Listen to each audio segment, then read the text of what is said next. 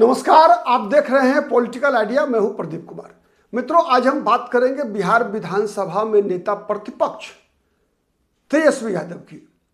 हम बात करेंगे कि तेजस्वी यादव की नेता प्रतिपक्ष की कुर्सी कैसे खतरे में पड़ गई है। आपने देखा कि कैसे राबड़ी देवी को नोटिस मिल चुका है 10 सर्कुलर रोड खाली कर देने के लिए। उसके बाद जब राष्ट्रीय जनता दल के प्रदेश अध्यक्ष मंगनी लाल मंडल ने बंगला खाली करने से मना किया तो सम्राट चौधरी का बयान आपने सुना। ठीक है, क्या था बयान कि क्या ये बपौती है, मतलब बाप का है, ऐसे यही बात हुई ना। इसके बपौती का मतलब ये होता है कि क्या बाप का है कि खाली नहीं होगा, खाली करना पड़ेगा। और सम्राट चौधरी किस फॉर्म में है आप देख रहे हैं। बुलडोजर लेकर बाबा योगी आदित्यनाथ की तरह उत्तर प्रदेश की तरह, मोहन यादव मध्य प्रदेश की तरह, योगी आदित्यनाथ नया अवतार जो है सम्राट चौधरी के रूप में दिख रहा है। बिहार में विकराल रूप धारण कर लिया है इन्होंने। ठीक है, 1208 भ्रष्टाचारी लोगों के खिलाफ जो है एक प्रकार से अदालत से भी मिल गया है कुछ परमिशन, 400 कुछ लोगों के खिलाफ जो है कार्रवाई करने के लिए। इनमें भ्रष्टाचारी भी हैं, इनमें अपराधी भी हैं, आर्थिक भ्रष्टाचारी भी हैं, बालू व्यापारी भी हैं, सब लोग हैं, मिले जुले लोग हैं। ठीक है, तो अब बीजेपी एक और काम करने जा रही है। बहुत जल्द 2 तारीख को केवल इनका इंतजार है कि विधानसभा का अध्यक्ष केवल बीजेपी का बन जाए। संभावना बन रही है कि प्रेम कुमार, लगभग फाइनल है कि गया के जो विधायक हैं अति पिछड़ा समाज से आते हैं, कहार जाति से आते हैं। प्रेम कुमार जो पिछले हर सरकार में बीजेपी की 2005 से लेकर अब तक जितनी बार बीजेपी सरकार में रही है नीतीश कुमार के साथ, हर सरकार में प्रेम कुमार मंत्री रहे हैं। तो प्रेम कुमार की सहमति से, प्रेम कुमार के आशीर्वाद से भारतीय जनता पार्टी तेजस्वी यादव के नेता प्रतिपक्ष की कुर्सी भी छीनने जा रही है। कैसे आप समझिए। सबसे पहले जब विधानसभा अध्यक्ष होना है पहले बीजेपी की जो रणनीति है उसमें नस्त नाबूद, मतलब मिशन क्लीन जो बीजेपी चल रही है ना, मिशन क्लीन मतलब मिशन सफाया। ठीक है, तो वो गृह मंत्रालय चला रहा है, लेकिन गृह मंत्रालय का सम्राट चौधरी को जब से मिला है तब से सम्राट चौधरी जो है फिर से मुरट्ठा बांध लिए हैं। ठीक है, इस बार मुरट्ठा बांधे हैं। कसम खाए नहीं थे नीतीश कुमार को हटाने के लिए, लेकिन इस बार का मुरट्ठा जो है कुछ अलग कहानी कह रहा है। अलग कहानी के पीछे मकसद देखिए कि तेजस्वी यादव को परेशान करना, टॉर्चर करना, जितना संभव हो एकदम उनकी पार्टी को, जिसे हम कहते हैं रसातल में पहुंचा देना, डराना, ये मूल मकसद है। ठीक है, अब परिणाम क्या होता है इस पर नजर हमारी बनी रहेगी, लेकिन जो परिस्थिति, जिस प्रकार की व्यूह रचना बीजेपी कर रही है उसका मैं बता रहा हूं आपको। देखिए, आरजेडी के मात्र 25 विधायक हैं। सबसे पहले स्थिति समझिए, 25 विधायक हैं। ठीक है, और इन 25 विधायकों में कई ऐसे हैं जिनको अंतिम समय में केवल चुनाव लड़ने के लिए आरजेडी में आए, केवल चुनाव लड़ने के लिए, वो चुनाव जीतने के लिए आरजेडी में आए। उसमें 2 नाम है। ठीक है, आज मैं नाम नहीं लूंगा। और एक महिला विधायक है आरजेडी की। ठीक है, आरजेडी की टिकट पर पिछली बार हार गई थी। मैं इतना इशारा कर रहा हूं, पिछली बार हार गई थी, इस बार जीती है। और ये भारतीय जनता पार्टी के बड़े नेता रहे यादव जाति के, उनकी विधवा है, पत्नी है उनकी।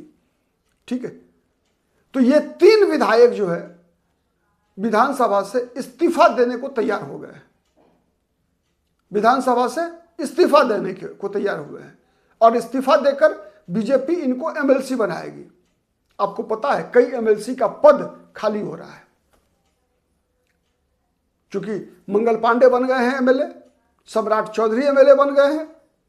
ठीक है, तो अब इनकी सीटों पर चुनाव होना है। तो इसीलिए बीजेपी को कोई दिक्कत नहीं है। ये 3 विधायक जो विधानसभा से इस्तीफा दे देंगे तो क्या होगा, ये तो विधान परिषद में जाएंगे, फिर मंत्री भी बन जाएंगे।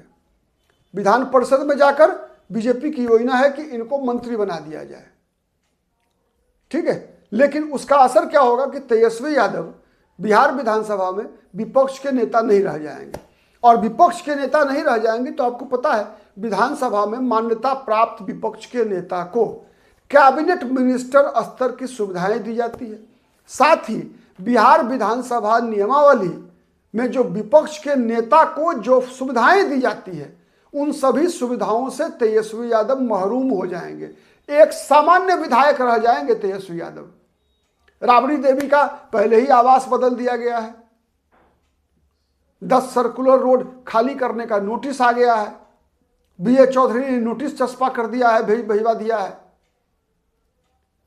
अब विधानसभा में नेता प्रतिपक्ष गए तो फिर उनके पास मजमा क्या लगेगा। तो पूरे तरीके से घेरने की योजना बीजेपी ने बना लिया है कि इस बार कोई भी रास्ता जो है दोबारा पार्टी को खड़ा होने का छोड़ना नहीं है। इस मूड में भारतीय जनता पार्टी आर पार की लड़ाई लड़ने के मूड में आरजेडी के साथ, तेजस्वी यादव के साथ आ चुकी है। और कहा जा रहा है कि इसमें बीजेपी का साथ कहीं ना कहीं लालू यादव राबड़ी देवी के मामले में नहीं, बल्कि तेजस्वी यादव के मामले में तेजस्वी यादव के परिवार के लोग भी शामिल हैं।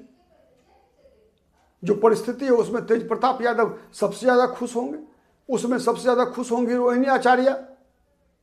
नहीं, अभी जो बड़ा बंगला में रहने का आदत है, नेता विपक्ष के रूप में जो सुविधाएं मिलती है, जो सुरक्षा का जो प्रोटोकॉल है, ये सब छीन जाने के बाद 5 साल बिताना कितना मुश्किल होगा, आप ये अनुमान लगा रहे हैं आप।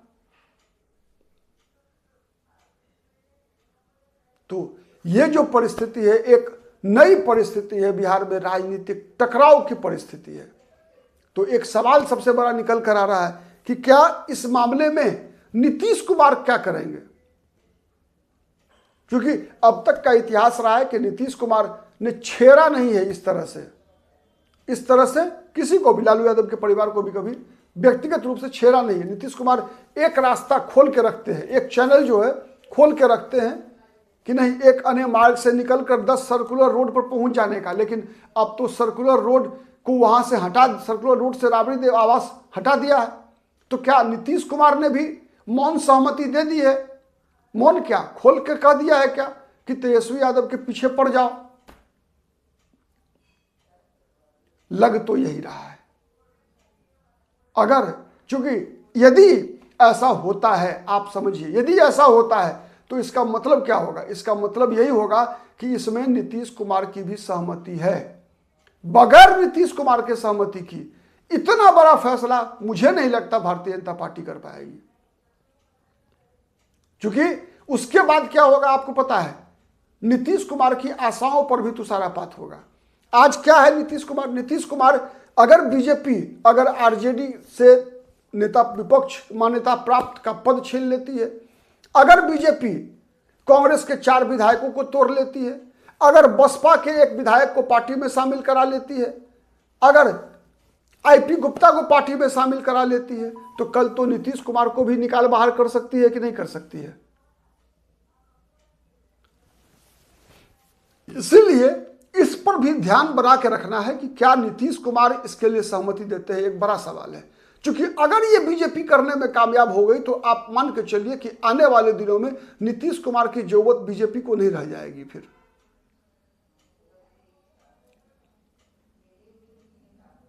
क्योंकि तेजस्वी यादव वो बटखरा है, अब कह लीजिए आप एक तरह से, कि जब तक वो बटखरा राजनीति में मजबूत है तब तक नीतीश कुमार के पास विकल्प है। तेजस्वी यादव अगर किनारे, तो फिर नीतीश कुमार को भी किनारे लगाने में बीजेपी 2 मिनट भी नहीं लगाएगी। सच है या गलत, कमेंट करके बताइएगा। ठीक है, आज के लिए इतना ही। बहुत बहुत धन्यवाद।